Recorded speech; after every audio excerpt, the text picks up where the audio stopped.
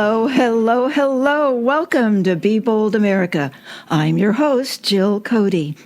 Our program today is The Last American President, a broken man, a corrupt party, and a world on the brink. And we will be speaking with the inspiring and bold Thom Hartmann, America's #1 progressive talk show host. Thom says in his most recent book, "Democracy is dying, and we handed the killer the weapon. The countdown has begun as fascism spreads globally and climate catastrophe accelerates. Thom has exposed the terrifying endgame, a second Trump presidency that doesn't just end American democracy, it triggers humanity's extinction. The Last American President, through Thom's meticulous research and unflinching analysis, reveals how political cowardice and corporate greed created the perfect storm, threatening our species' survival and our country. We have big things to do."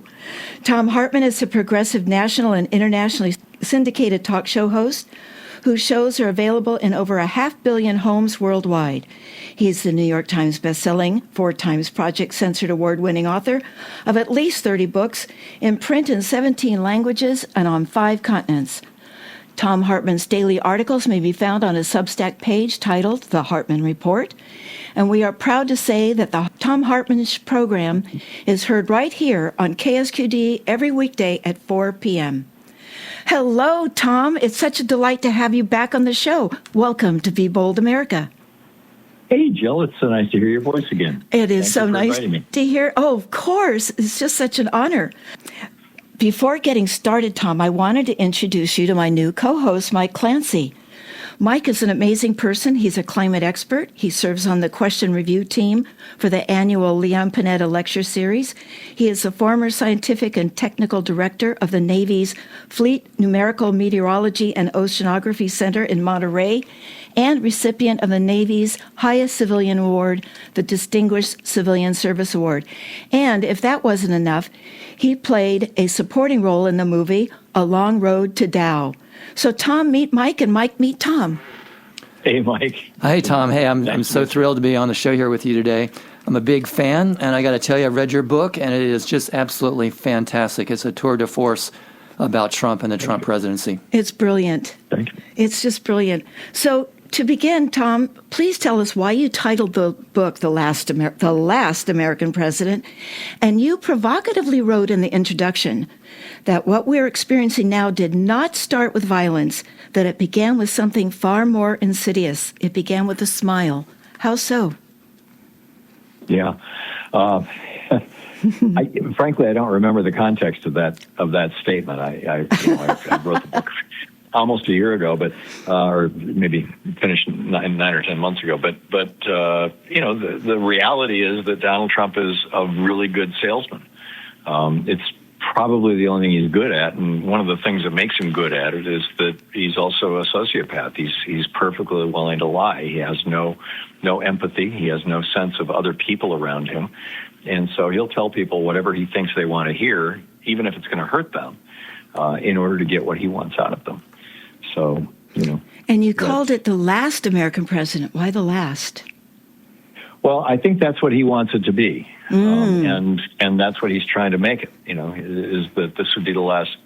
But by president, I mean, the person who was elected to lead our country in a democracy. And, in the future, they may have the title president. But if they follow Trump's path, if we get subsequent Trumps, it's going to be a dictatorship. I mean, he's very clearly following the model that Vladimir Putin blazed in Russia, and the fact that he talks to Putin on the phone every couple of weeks and has for years suggests that Putin is probably his Roy Cohn. Putin is probably his current mentor. Plus, he put his picture up in the White House. Yeah, which is pretty shocking. Yep. He took down the pictures of Joe Biden and Barack Obama, but he put up a picture of Vladimir Putin. That should tell you pretty much everything. Tells you everything. Well, tell us a little bit more of Roy Cohen's influence on him. Well, Trump was, back in the 70s and 80s, Trump was looking for basically a mentor, somebody who could teach him how to be something, how to be a big man. And Roy Cohn was the guy that he had adopted as his mentor and role model. Roy Cohn was also a sociopath or a psychopath, somebody who, in fact, he was the guy who made sure that Ethel Rosenberg went to the electric chair, even though he knew that she was completely innocent of spying. Mm-hmm. He just wanted that notch in his belt. He was a self-hating, queer-hating gay man. Mm-hmm. He destroyed the lives of a number of gay men in the government, and he was. He had a couple of simple principles: never admit you're wrong. Always, if somebody hits you, hit them back 5 times harder, or at least twice as hard. And the truth doesn't matter. Basically, it's what people believe that matters, and you can control that. And he was also Joseph McCarthy's right-hand person, wasn't he? Yeah, he was, absolutely. Yep. So McCarthyism to Trumpism. Yep. Yeah, one thing I noticed in your discussion about Roy Cohn there, Thom, was the way Trump treated him in the end. When near the end of Cohn's life, Trump basically abandoned him, kind of turned against him, and that whole story has played out so many times with Trump's life. Eventually, he discards people. Yeah, loyalty is a one-way street, and that's true of pretty much every dictator, in the history of the world. Mussolini, Hitler, Pinochet. I mean, pick your, Putin, Orban. They're never loyal to the people around them, but they demand absolute loyalty from the people around them. When Roy Cohn was dying of AIDS, he begged Donald Trump to let him stay in, as I recall, his hotel. And Trump wouldn't do it. Yeah. He wouldn't. He just wrote him off. And this was a guy who gave Trump a lot, and taught him a lot. But it's kind of ironic because the way that Trump treated Roy Cohn at the end was very much the way that Roy Cohn would have treated anybody else. Interesting. Taught him well. Karma. Yep. Mm-hmm. Well, I was going to say when we were talking about Putin that it's just. I had Craig Unger on last month, and I was thinking with the book titled The Last American President that we could say he's the first Russian asset. Yeah, well, he is. He's the first, he's been a Russian asset for decades, and now he's not just, selling out his country, in my opinion, but he's trying to turn America into Russia, into a dictatorship, and other countries in the world as well. I don't know if you caught it, but part of the news today. I mean, he shut down the Voice of America. So the message we used to be sending out this message all around the world in multiple languages of democracy and freedom and actual news. So he puts that crazy lady from Arizona on for Carrie Lake. Name, though. Carrie Lake. Carrie Lake. Thank you. Yeah, he put Carrie Lake in charge of VOA, and then he had her shut it down. So we shut down the democracy message. And now he's got this woman, Sarah, I'm forgetting her last name, who has now just visited 4 countries in the last 2 weeks. And there's a big piece about this in the Financial Times today. And she's going around hooking up with right-wing groups. And by right-wing, I mean like neo-Nazi groups. Nigel Farage in the UK, AFD in Germany. I mean, the serious neo-Nazi groups or neo-fascist groups anyway, and passing out to them huge quantities of U.S. taxpayer money. We are now subsidizing right-wing think tanks and right-wing parties across Europe. It came out of the national security strategy that got no coverage at all in the press that came out in the end of October, as I recall, maybe November, which specifically said that that migration of brown-skinned people into Europe was going to produce civilizational collapse for Europe. And that the policy of the United States would be to encourage European countries to refuse to allow these people into their countries. So he's trying not just to and Putin, of course, he used the Chechens early on, people who were not Russian, as the bad guys essentially. bombed the crap out of Chechnya, but that was how he acquired power. Orban, when Putin was bombing the crap out of Aleppo, out of Syria, you had about 5 million Syrian refugees who fled north into Europe, and that was Orban's thing. His campaign slogan in 2010 was "Build the Wall." And he did. When he became president, he built a wall along the southern and parts of the eastern and western borders of Hungary, specifically to keep out Syrians. And Trump is trying now to get the rest of the countries of Europe thinking like this. He's trying to destroy NATO. I mean, it's basically Putin's agenda. He's making the world safe for autocrats and dictators. Well, one thing I want to make sure we cover was your chapter on the climate collapse presidency. I had a listener send me a question, said, please ask Thom about what Trump is doing on the climate. Not a trick question. Nothing.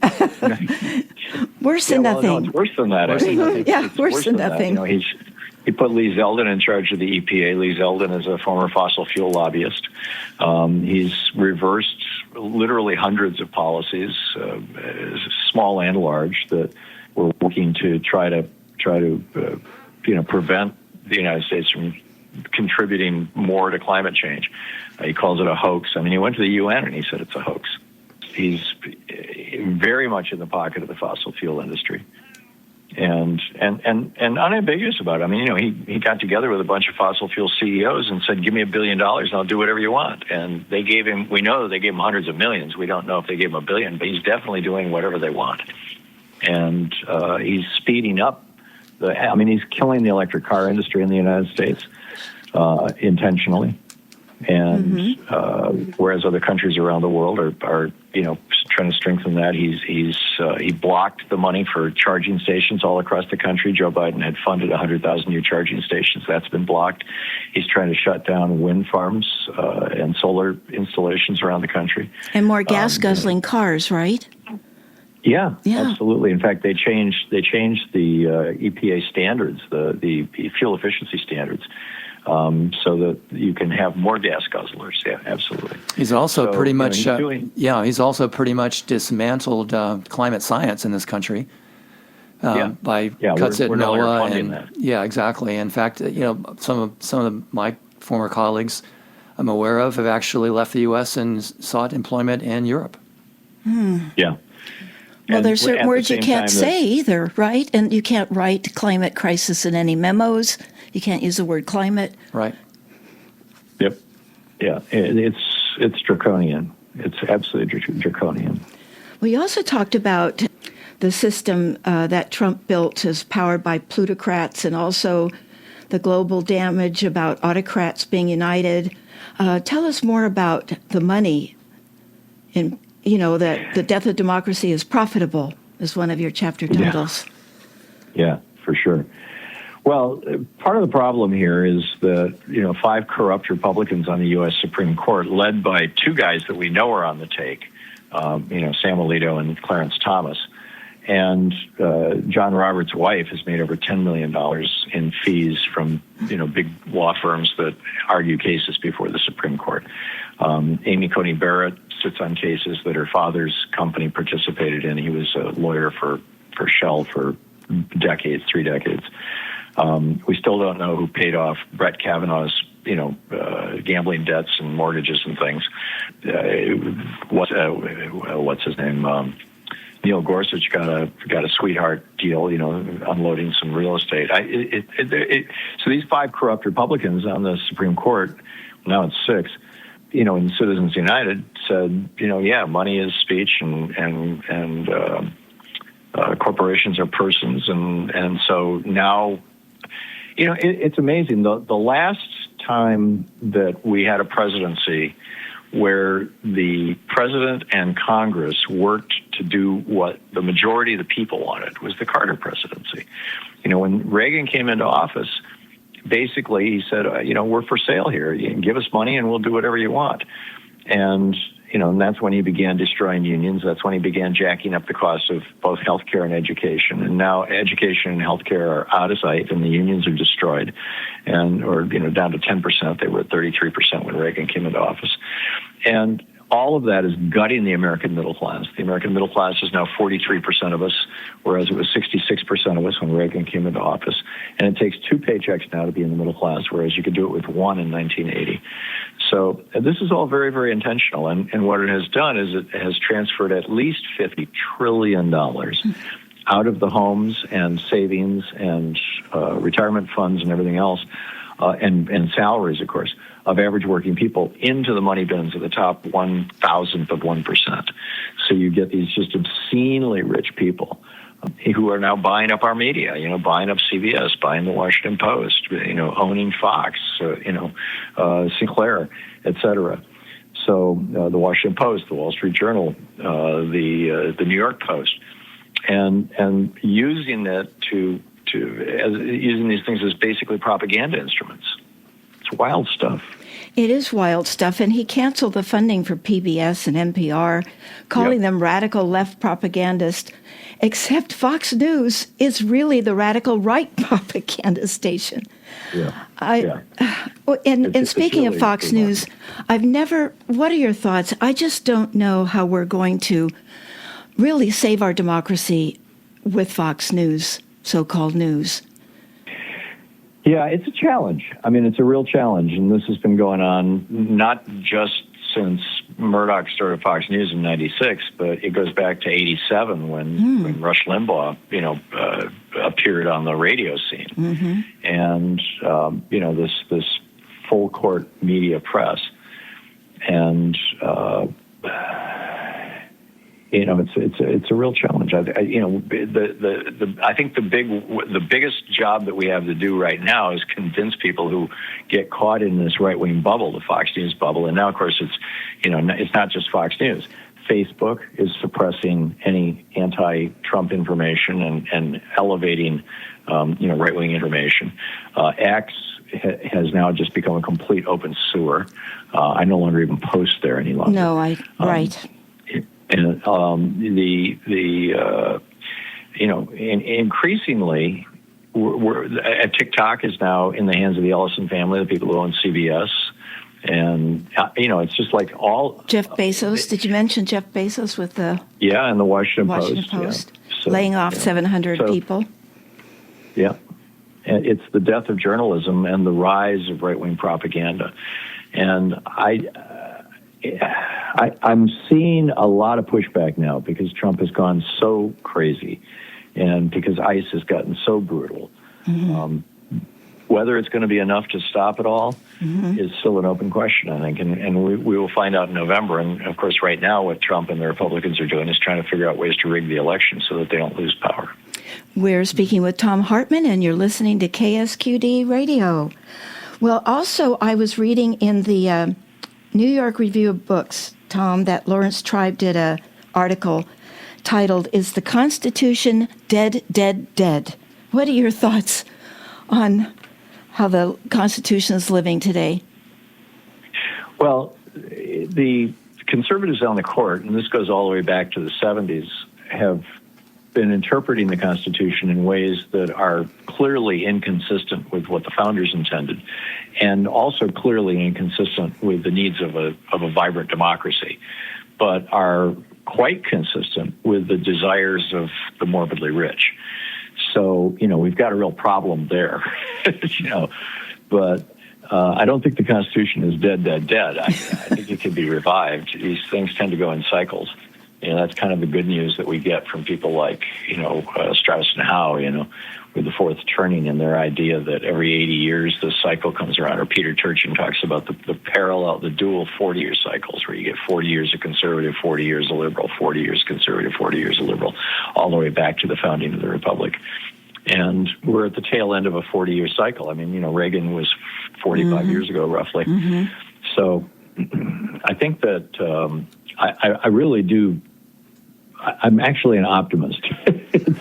Good. We need that. We need that for sure. We need that message. I think people are waking the hell up, and a lot of people are quite fed up, and I just don't think these guys can pull this off. They clearly thought that they could turn America into Russia, and Putin clearly thought they could. Trump thought they could. I don't think it's going to work. Oh, good.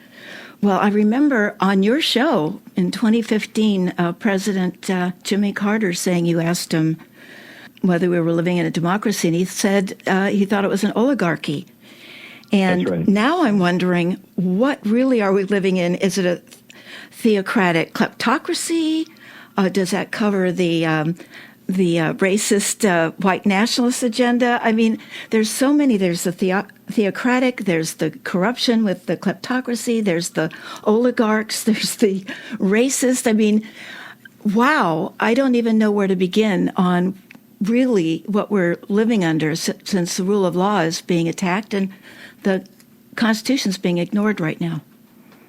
We're in a transitional phase, and we're about halfway down the road of the transition from democracy to autocracy, to strongman, autocratic rule. You think we're halfway already?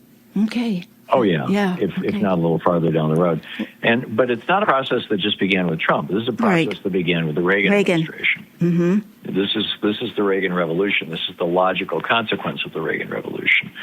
So it's Trump is a terrible man, and but even if Trump was gone, we still have the Heritage Foundation. You still got right-wing billionaires who are funding all this stuff. You've got right-wing billionaires who will come right out and tell you they don't believe in democracy. They don't think women should vote. They don't, like Peter Thiel. Yeah, he's those. But it's not just him. I mean, there's a whole bunch of them. Mm-hmm. And there was 150 billionaire families that contributed money to Donald Trump's campaign in 2024.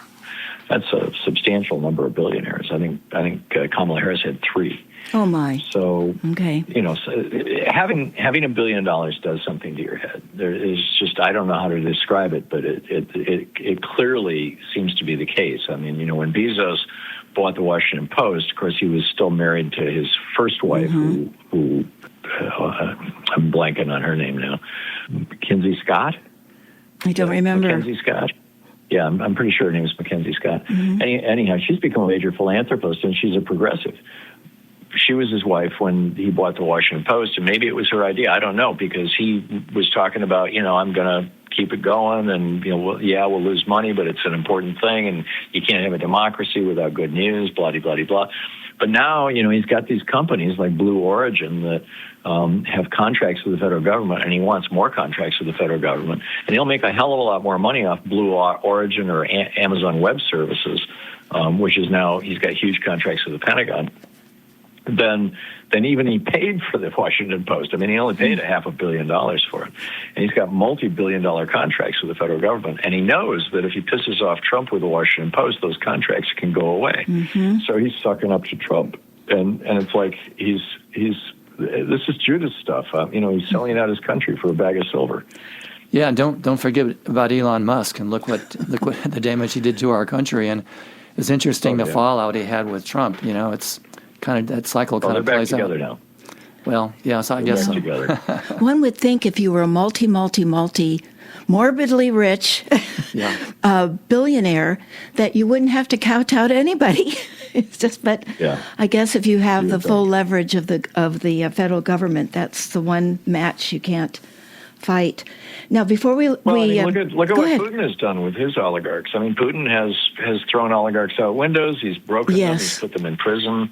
I mean, these people poisoned them. That Trump, Trump is and Trump is a Putin mini-me, or wannabe. So, if I was a billionaire right now, I'd be a little nervous. Well, I know we have you for half an hour, and I just wanted to close out with your ideas here at the end of your book. You talk about reform, resist, and remember. Mm-hmm. sure, we need to remember what democracy is all about, what the Constitution is, what the vision of the founders was, and what can be done. And remember times when we had presidents who were moral beacons. Dwight Eisenhower, Jack Kennedy, Jimmy Carter. We've had some really good presidents, and remember what democracy is all about. And we need to reverse Citizens United. We need to control or regulate the Supreme Court. The Constitution, Article 3, Section 2 of the Constitution explicitly says Congress shall regulate the Supreme Court and define things that the court can and cannot rule on. And, I think Congress needs to take that responsibility very seriously. We've got to get this court under control. And so, step by step, it's going to take all of us. It's, we need to be in the streets on, March 28th, I think, is yes. the next No King's Day? The third No King's Day, yes. Yeah, we need to be in the streets. We need to be calling our representatives every single week. 202-224-3121 is the telephone number for the switchboard in D.C., which will get you both the House and the Senate. If you don't know who your representative is, just give them your zip code and they'll tell you. Keep your calls to one issue and be polite. Mm-hmm. We need to be reaching out to Republicans and asking them to stand up for democracy. There's a lot that can be done. And it's not a time to go to sleep or to despair. It's a time to get active. And nobody can sit on the sidelines anymore. Today our topic is the last American president, a broken man, a corrupt party, and a world on the brink. We've been speaking with best-selling author Thom Hartmann. His influential show is carried on Sirius XM and radio stations nationwide and on Free Speech TV. Thom is heard right here on KSQD every weekday at 4 p.m. Learn more about Thom by visiting thomhartmann.com, thehartmannreport.com, or join me and sign up for Thom's op-eds on Substack. There you may also hear Louise Hartmann's timely and moving political songs. Thom, thank you for being our bold and impressive guest today on KSQD. Thank you. Hey, thank you so much. We love having you here. It's always great talking with you, Jill, and very nice to meet you, Mike. Thanks, Thom. Thanks, Thom. Sure enough. Mike, it's time to take a promo break. And we're also going to play one of Louise Hartmann's political songs called People of the Lie. And I'd like to get your take on it on the other side. I'm your host, Jill Cody.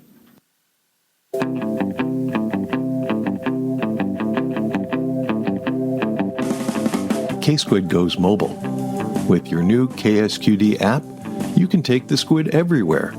Connect with your favorite host. Learn about new music. Text a request or comment. Browse our podcasts. Record a message. Listen uninterrupted while browsing. Get our iOS or Android-friendly app in your app store or at ksqd.org.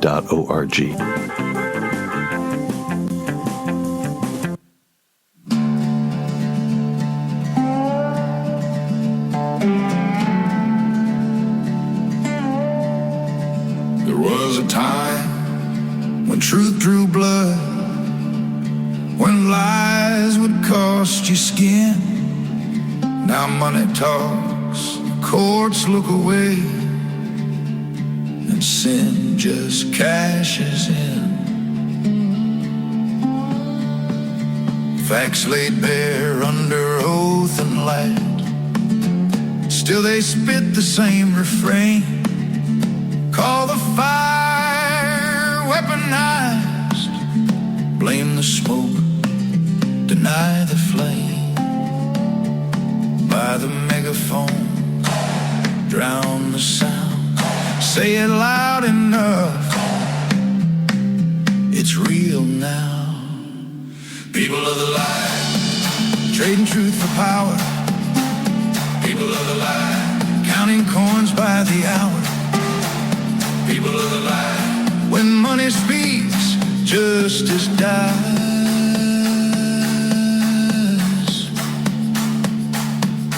Bigger the lie, the faster it flies, fed by fear and screams.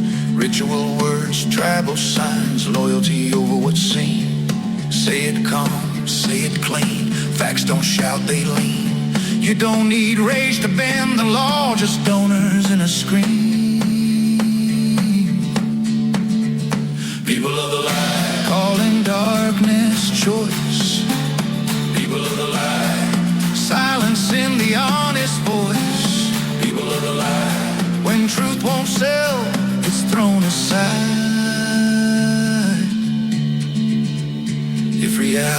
is optional. Democracy pays the price.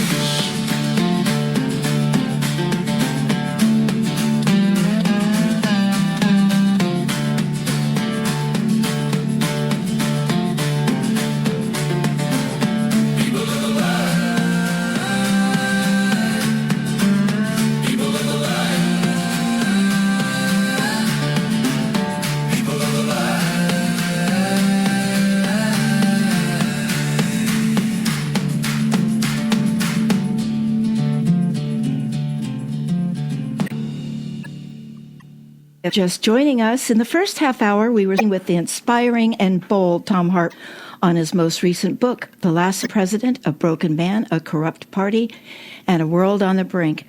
Now, Mike, we did Louise Hartmann's song, People of the Lie, another of her powerful messages. Have any thoughts after hearing it?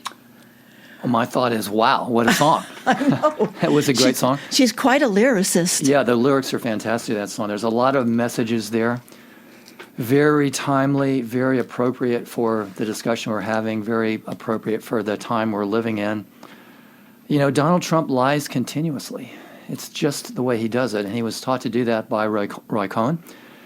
And he doesn't necessarily lie defensively, he lies offensively. You know, he uses the lies as an offensive political weapon. And there's a quote out of Tom's book that I wrote down. It was so important, I thought.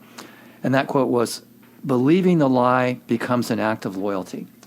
You know, I think it actually, among some of the Trump supporters, and I think we probably all had this experience, you're trying to have a discussion, you're trying to argue with a strong supporter of Donald Trump, and they just don't seem to want to listen to the facts. You know, they just want to believe the lie.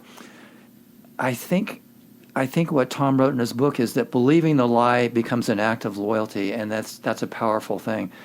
You know, it was the first Trump presidency, the first term, when we heard the term alternative facts, fake news. You know, that became part of the lexicon, became part of what we're living in. People talked about the post-truth world, and that's to a great extent what was talked about in Louise's song there.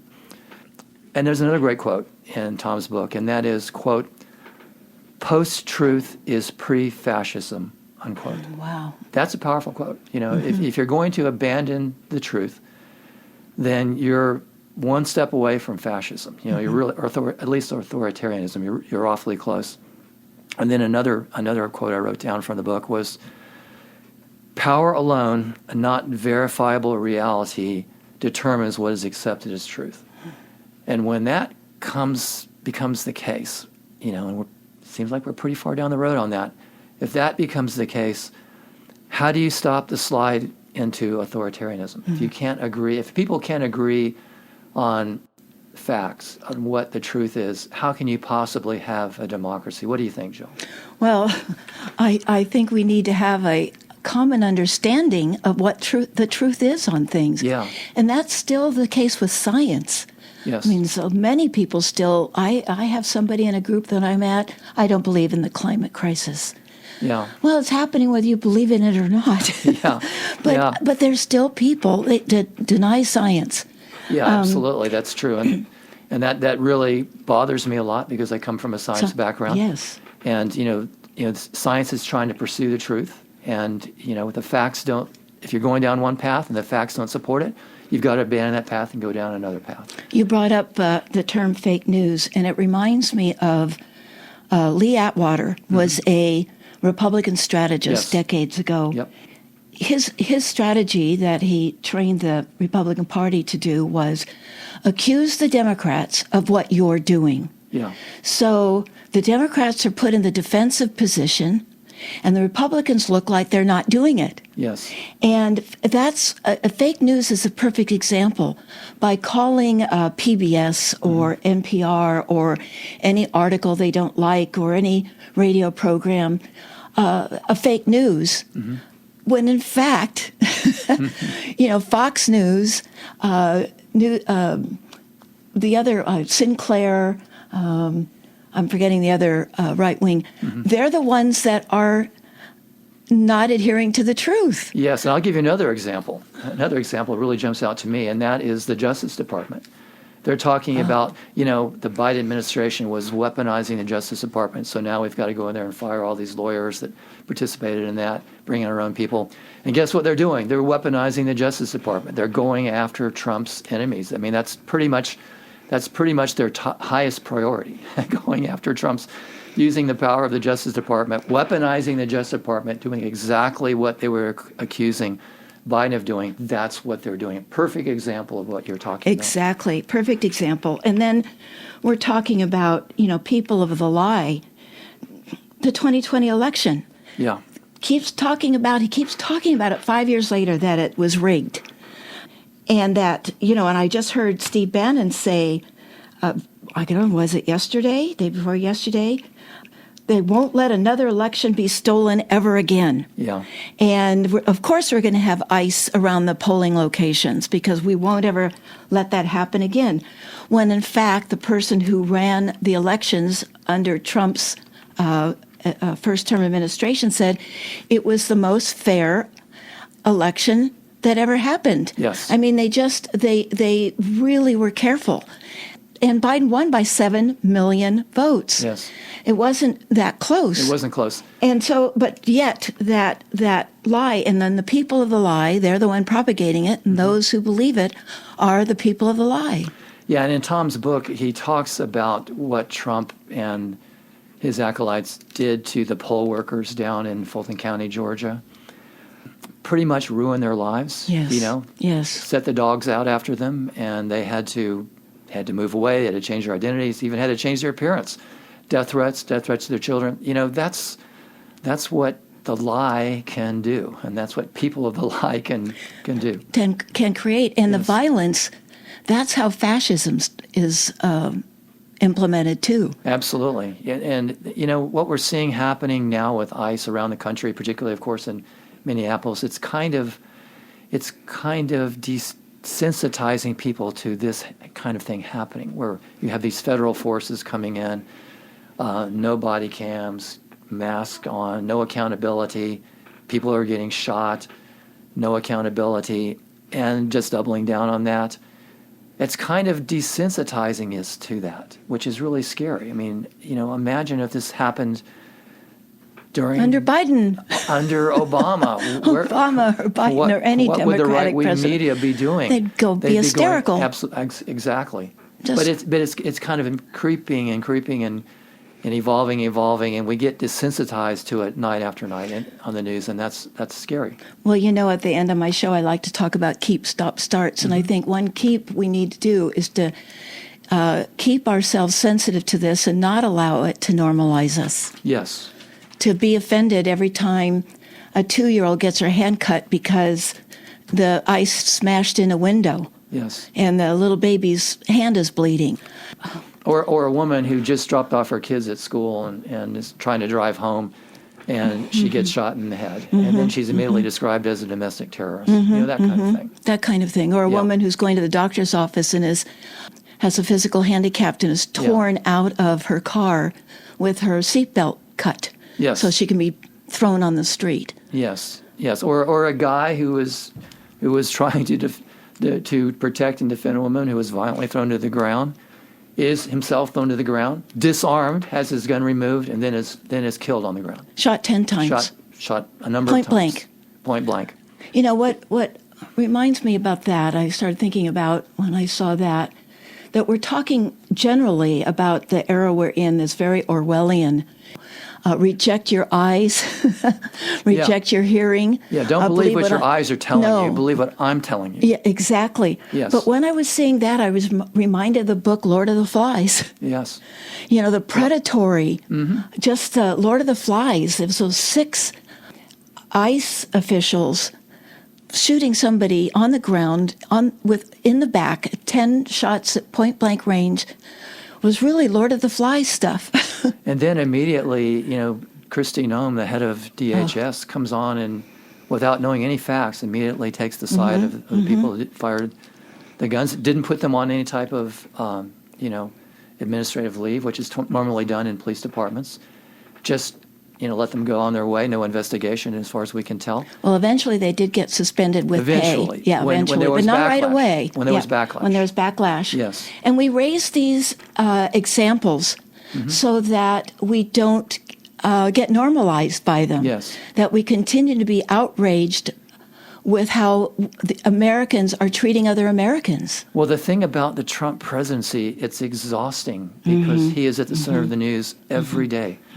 And every night there's some new outrage. You're all focused on what happened yesterday. Well, today something new comes along, and the media follows that shiny object, and you kind of forget what happened yesterday. And it's just continuous, and pretty soon people have a tendency to get exhausted and kind of tune out.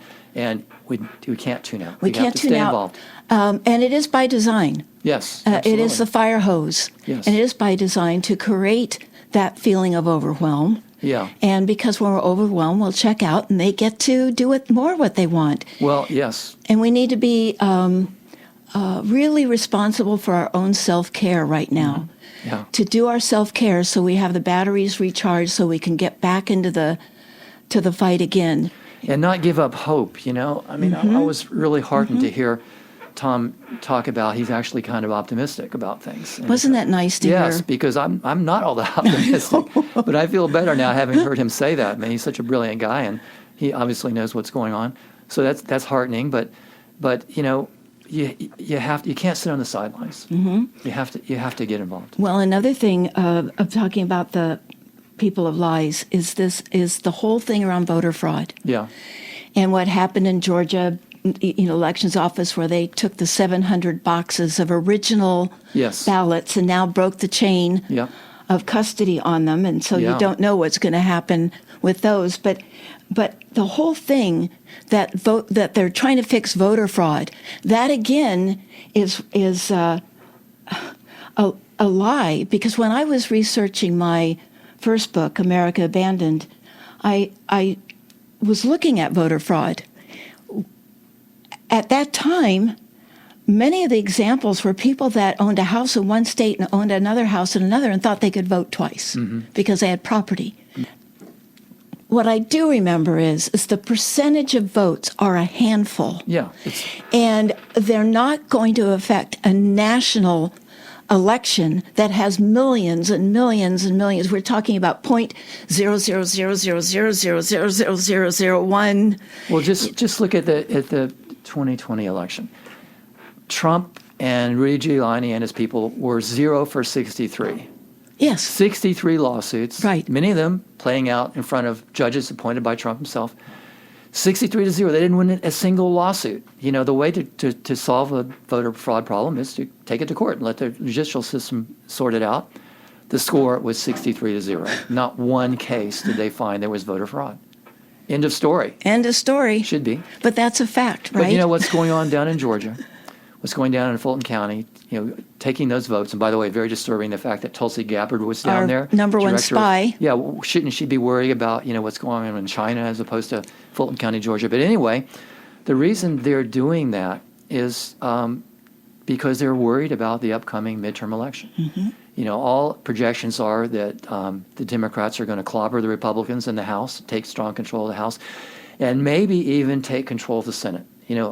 6 months ago, it would have been beyond the pale thinking that, but now the Republicans are worried about losing the Senate. So they're trying to stop that somehow, and part of that is going to be intimidating poll workers, intimidating election workers, intimidating voters. That's what that's oriented towards, and it's going to happen in other states too. Fear is another characteristic of fascism. Make Fear. people fearful. There could be bodily hurt, or their money, or being attacked by the government. I'm glad you used the word fear. Do you know what the name of the first book that Bob Woodward wrote about Trump was? What? Fear. Oh, that's right. That was Fear. the title. And the reason why he wrote it was, he interviewed Trump, of course, many times. And at one point, Trump said, "You know what real power is? Do you know how you get real power? Fear. Fear." And he uses that very effectively. And I'm sure he learned that from Roy Cohn, and I'm probably sure. some from his dad and too. maybe from his dad, because his father's taught him there aren't winners and losers. Yes. There are only losers and killers. Yes, and his father taught him, and I'm sure Roy Cohn reinforce it that there's no such thing as a win-win deal. It's a win-loser deal. You want to be the winner. You don't want to be the loser. You want to dominate. You want to dominate. Yep. It's time to take another break. You are listening to Be Bold America on KSQD 89.5, 89.7, and 90.7 FM. Many voices, one station. I'm your host, Jill Cody.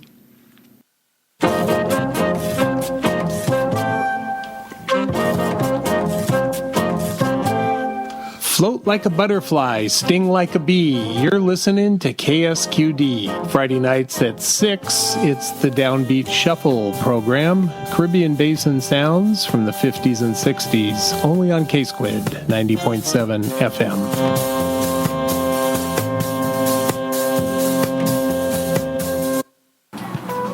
Hey, Squiddies, it's me, Jennifer, from the Zombie Jamboree, and you're listening to KSQD 90.7 FM and KSQD.org. Join us every week at 8 p.m. for your Friday night mixtape, the cornucopia of specially selected songs for your listening pleasure known as the Zombie Jamboree. C-Dub and I always enjoy your company. That's Friday nights at 8 on KSQD 90.7 FM. Today, our topic is The Last American President, a broken man, a corrupt party, and a world on the brink. Listen globally on KSQD online. I'm speaking with our new co-host, Mike Clancy, and we're talking about Thom Hartmann's most recent book, The Last American President, whom we just had speaking our first hour. We just were talking with our first hour. I can get that out eventually. I was just listening to a quote from Senator Raphael Warnock. He said, "We're witnessing the spiritual death of a nation, and it's the people who have to stand up and redeem the soul of our country." That's a great quote. You know, he's a preacher, as you know, and he's coming from a religious background, and I think it's a great quote. I mean, it's really happening for sure. But what it also reminds me is I think a lot of people will think somebody else is going to save us. Yeah. Somebody else can fix this. I don't have to be part of it. Yeah. And he's talking about the people have to stand up and redeem the soul of this country. And that means all of us. We're really at a time in our country's lifetime, we're now at 250 years, where we really need to all stand up for the American values, because there is a Republican Party is an anti-democratic party. Mm-hmm. The forces that they are projecting onto the country are autocratic and fascistic. It's going that way. It's going that way. 50%, as Tom said. 50% he thinks we're that far along. And the Democratic Party, for all its faults, and I certainly could name them myself, is still supporting democracy, is still attached to our founding fathers' criteria and commitment to what created this country that up until now, everybody else in the world respected and wanted to move to. Yeah. Well, let me say one thing, Jill, and that is, it's not all Republicans. No, okay. It's the MAGA base. It's the MAGA Republicans. Okay. And I want to mention one thing. A couple of years ago, I had the good fortune to meet Liz Cheney at a Leon Panetta event. I had a chance to interview her. And I started by saying, I was opposed to probably 99% of your policy votes over the years. And quite frankly, I wasn't a big fan of your father either. But I have tremendous respect for you for the way you have stood up against Trump. And I remembered the quote from her, which I think was a very powerful quote, at the end of the January 6th committee meetings. I think it was at the very end. She said, speaking to her Republican colleagues, both in the House and in the Senate and everywhere, she said, "Someday Donald Trump will be gone, but your dishonor to the Constitution will live on forever." And there's so much truth in that. Now, there's a few Republicans like her. They've been kicked out of the House. She got voted out, and the others who took positions against Trump got voted out. But there's a lot of Republicans out there They've been pushed out of the party. I don't know where they are. Trump calls them rhinos, Republican in name only. They're sort of the traditional Republicans who, I think they still believe in democracy. I mean, I think back to how things were back, when Leon Panetta was in Congress. He often talks about how different things are now than when he was in Congress, how collegial it was. And that was the time when you had Tip O'Neill, Speaker of the House, Reagan in the White House.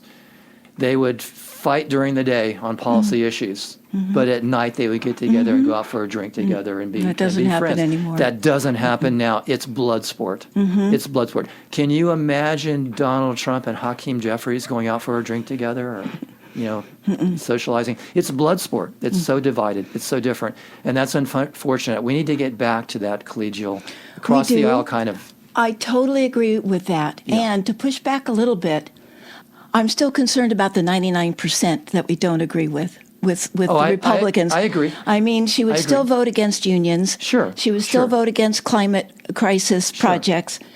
She would still not support, she would want to support privatizing Social Security. And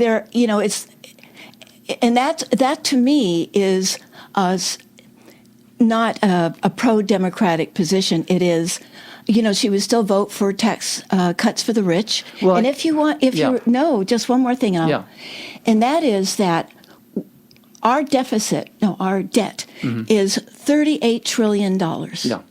If you add up the tax cuts since Reagan, the Republicans are the ones that have done the tax cuts. If you add up the tax cuts from Reagan to Trump's second term, it's pretty much $38 trillion. Wow. And that is basically what they do. I don't think there is one legislative act that they have championed, voted for, and a Republican president signed that helped the middle class. I can't think of one. Yeah. There's naming post offices and doing what they're there for is for the billionaires, and the billionaires are definitely not supporting democracy. Well, the party has evolved in that direction. There's no doubt about that. But the point is, you need to have that clash of ideas where you're talking back and forth and you're debating and you're just... Debate's a dirty word now. I know. Compromise is. Yes, you're right. You're debating back and forth, you compromise, but that doesn't happen anymore. It's completely separate because of the gerrymandering and because how the Congress has been so pushed into blue and red districts. Compromise is a dirty word, and elections are decided not in the general election. They're decided in the primaries because it's going to go red or it's going to go blue. We're so divided there. And as a result, you don't have a Tip O'Neill and a Ronald Reagan getting together and coming up with a compromise. You don't have a Leon Panetta working across the aisle with Republican colleagues and balancing the budget, things like that. And that's very unfortunate. We need to get back to that. But unfortunately, Trump has taken us, and the current Republican Party, the MAGA movement, has taken us much more apart. A divide and conquer, right? Right. And that's what we're facing now. Yes. So just a quick keep, stop, start.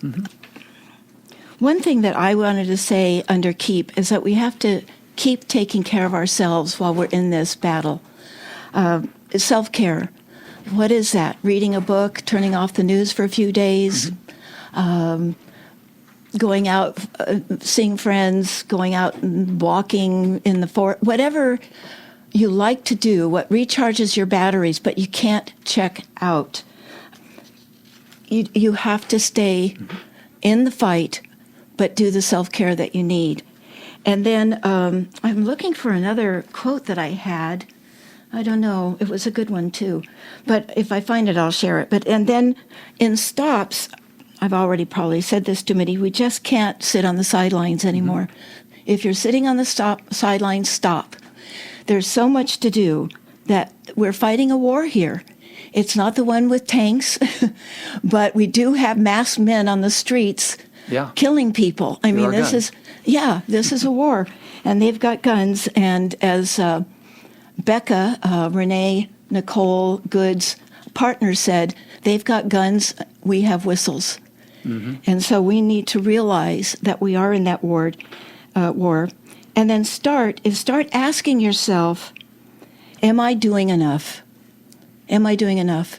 And there's a lot of things you can do out there now. There's so many organizations. If the only thing you can do is send a couple of dollars, then there's so many organizations that need those resources to help battle the Trump regime. You know, Democracy Docket, Democracy Forward, Defiance, who we're going to learn about on February 20th.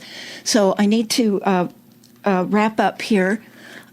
So what's up next on Be Bold America? Please join us Friday, February 20th at 5 p.m. when our topic will be Defiance. Defy like Robert De Niro. From the mean streets to the halls of power, Robert De Niro has always stood up to bullies. His new role? Defying Trump, and he's daring the rest of us to do the same. No, I'm sorry to say we won't be interviewing Robert De Niro. But we have the next best person, Robert De Niro's friend, Miles Taylor. Miles Taylor is a former White House official who was chief of staff to the Department of Homeland Security in the first Trump administration. You may know him by the pen name Anonymous. During the first Trump administration, Miles wrote an op-ed for the New York Times titled, "I am part of the resistance inside the Trump administration." He created a nationwide controversy when he wanted to assure the American people that there were those inside the administration who were trying to hold on to the Democratic guardrails against a lawless president. When Trump returned to office in 2024, he claimed Miles Taylor's actions to be treasonous and ordered the Department of Homeland Security and other federal agencies to launch an investigation. Now, Miles is fighting back, not just legally, but with creating a nationwide organization called Defiance. This organization has real teeth, and it is funding other nonprofits that are fighting against the current Trump regime. Our future depends on it. Miles calls it the Club for Courageous Americans. It's a cool club. After you hear Miles' interview, you might want to join it too, as I have. Don't miss Defiance on Friday, February 20th at 5 p.m. right here on KSQD. As a reminder, Be Bold America is available as a podcast. Now you may listen to the show anytime for free by subscribing through your favorite podcast platform. I want to give a special thank you to Be Bold America co-host Mike Clancy. Thank you, Jill. Thank you, Mike. And to our program engineer, Elena Wechter, and to our station's program director, Howard Feldstein. You are listening to KSQD Santa Cruz and KSQD Prunedale. Many voices, one station. Listen worldwide, online at ksqd.org. My name is Jill Cody, and thank you for listening to Be Bold America. Until next time, keep, stop, start.